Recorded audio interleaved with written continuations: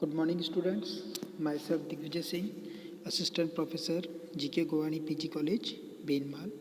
In today's class, we are discussing the fourth part of a beautiful poem written by Alfred Tennyson, Ulysses. Then, students, we start with these lines.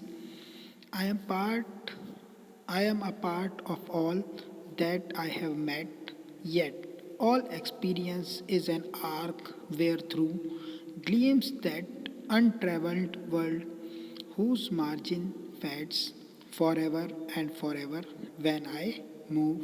How dull it is to pause, to make an end, to rust unburnished unburnished, not to shine in use, as thou to breathe for life, life, build on life.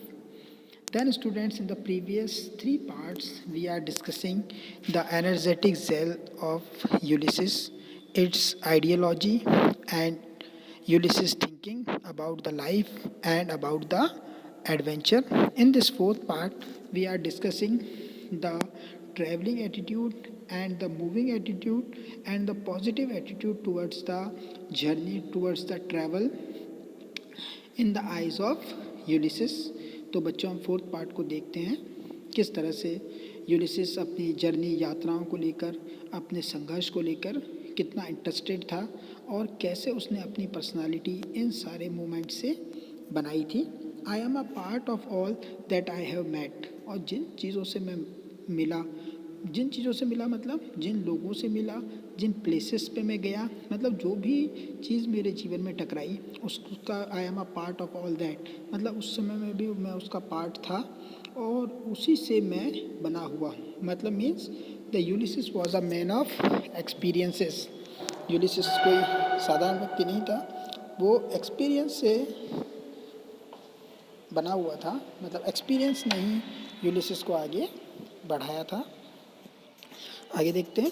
I am a part of all that I have met, yet all experience is an arch wherethrough, और all experience, और जो भी experience हमारे Ulysses के थे वो yet all experience is an arch where through.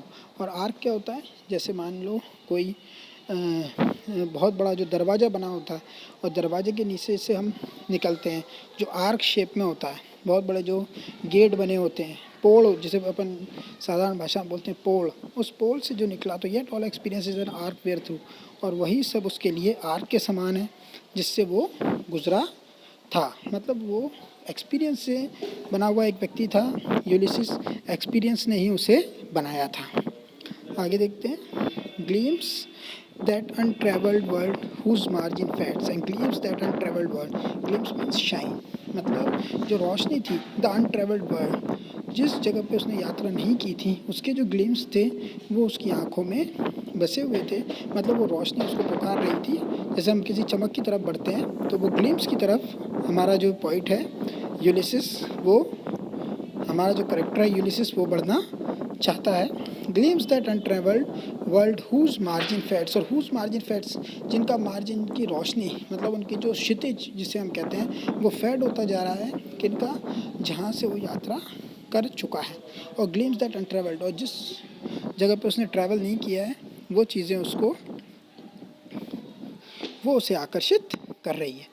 For ever and for ever when I move, और for ever and for ever मतलब जब तक भी यूलिसिस हमारा जो यात्राएं कर रहा है, वैन आई मूव, और मूव मीन्स मूवमेंट, मतलब वो फिजिकल मूवमेंट हो, भले ही वो उसके आइडियोलॉजी का मूवमेंट हो, जब तक वो मूव करता रहा तो वो कहता है कि द मूवमेंट में, तो जिसे हम कहते हैं हिंदी में कि चलना ही जीवन का नाम है, संघर्ष ही जीवन है, तो वही चीज़ यहाँ पे यूलिसिस कहता है कि संघर्ष जो है वही उसके लिए जीवन है। How dull it is to pause, और how dull means how useless it is to pause. Pause means to rest. Rest करने को वो pause मानता है, dull मानता है, अनयूजफुल मानता है हमारा यूलिसिस, जो हमारे जो अल्फ्रेड टेनिसन का एक तरह का रिप्रेजेंटेटिव है, या वो खुद अल्फ्रेड टेनिसन है, तो वो रिप्रेजेंट करता है इस चीज़ को कि how dull it is to pause, रुक जाना, किसी तरह से पॉज का काम कर रहा है ना, पॉज का काम कर रहा है, टू मेक एन एंड, और वही एक तरह से अंत है, मतलब रुक जाना ही एक तरह से अंत है। मतलब जब भी कभी हम कहते हैं कि जब हमारे हाथ पांव रुक जाते हैं तो मतलब हम किसकी तरफ बढ़ रहे हैं, मौत की तरफ बढ़ रहे हैं, तो यही बात यहाँ पर हमारा पॉइंट कहता है। ठीक है। How dull it is to pause to make an end, और वही एंड है। टू रस्ट अनबर्निश्ड, और रस्ट क्या होता है? रस्टिंग। रस्टिंग एक प्रोसेस होती है, जैसे लोहे की चीज़ में रस्ट लगती है, जंग लगती है। अनबर्निश्ड, अनबर्निश्ड मतलब जो सॉर्ड है, तलवार, अनबर्निश्ड बिना यूज़ करी हुई। अनबर्निश्ड मतलब जिसको यूज़ नहीं किया, not to shine in use. और अनबर्निश्ड जिसको हमने कभी चमकाया नहीं, कभी भी not to shine in use, और हमने उसे यूज़ नहीं किया तो उसकी शाइन अपने आप ही क्या हो चुकी है? कम हो चुकी है। तो ये वाली बात हम देखते हैं कि जीवन को भी अगर हम आइडलनेस में रखेंगे, डलनेस में रखेंगे, तो वो धीरे धीरे क्या होगा? डिस्ट्रॉय होने की तरफ, एंड की तरफ बढ़ेगा। क्योंकि हमने स्टार्टिंग लाइन्स में देखा था, it is little profits that an idle king, और उसने आइडल किंग बोला, आइडियल किंग नहीं बोला। आइडल मीन्स बैठा ठाला, फ्री, जिसके पास कोई काम नहीं है। तो उस तरह का जीवन के बारे में हमारा राइटर कहता है।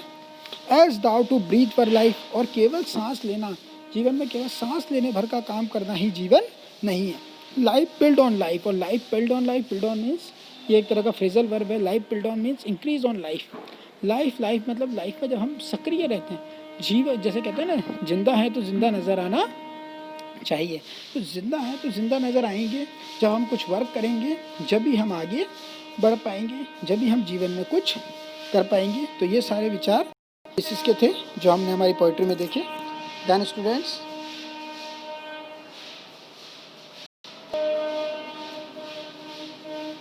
Thanks for this